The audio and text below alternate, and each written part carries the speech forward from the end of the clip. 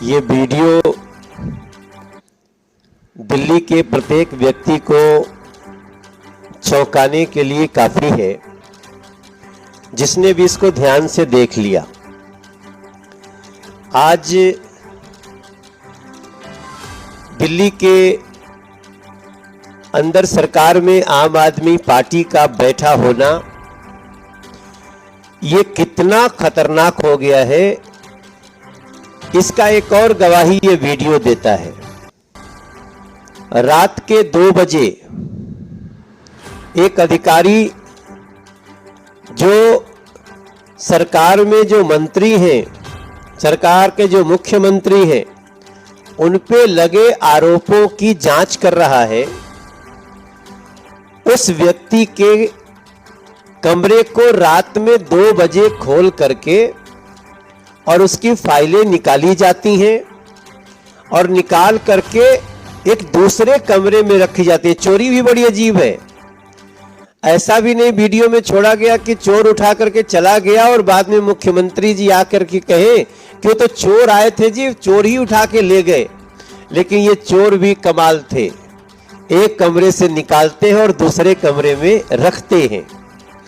एक कमरा जो इनको लगता है कि वहां जो अधिकारी बैठा हुआ है वो हमसे तालमेल नहीं कर सकता, वहां जो बैठा हुआ है वो हमारे को फेवर नहीं करेगा, दूसरे कमरे में जाता है।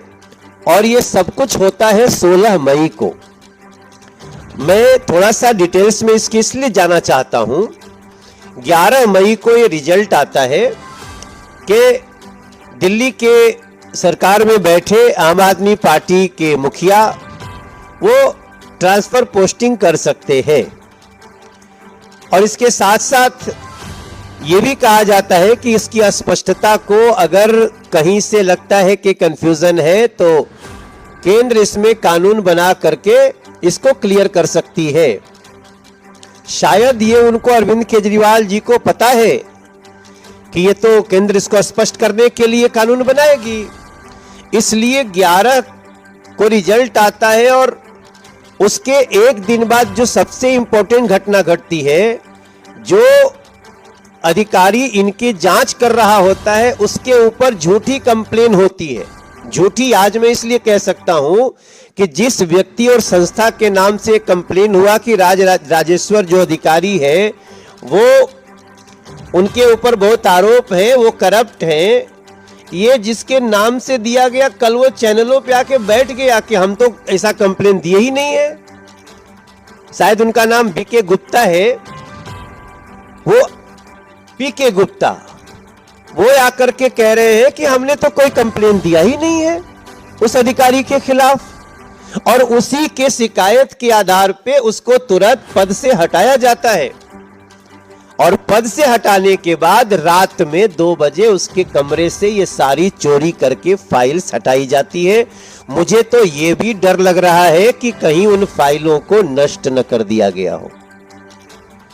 लेकिन कहते हैं ना कि चोर लाख चोरी को सतर्कता बरते, लेकिन वो कोई ना कोई सबूत छोड़ देता है।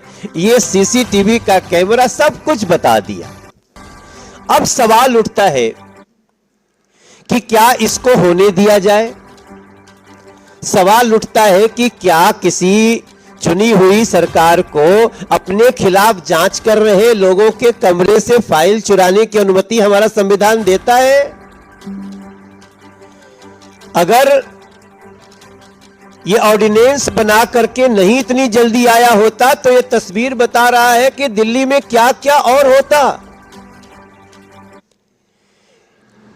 लेकिन इसके बाद हम तो चुप नहीं बैठ सकते। हम सांसद हैं दिल्ली के, दिल्ली ने हमें चुना है अपने कार्य के लिए, अपने विकास के लिए।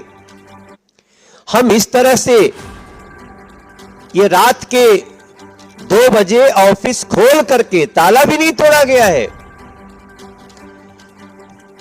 2:10 से 2 बज से लेके 2:30 तक ये सारा कुछ जो हुआ है वो विधिवत ताला खोल करके लाया गया है। इसका मतलब ये सीधे सीधे चोरी नहीं, डकैती है।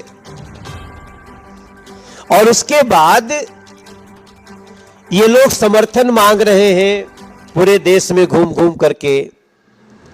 तो मैं दूसरा सवाल ये रखता हूं कि शरद पवार जी, ये व्यक्ति जो अपनी चोरी में आपको साथ रखना चाह रहे हैं, क्या आप ऐसी चोरियों का समर्थन करते हैं?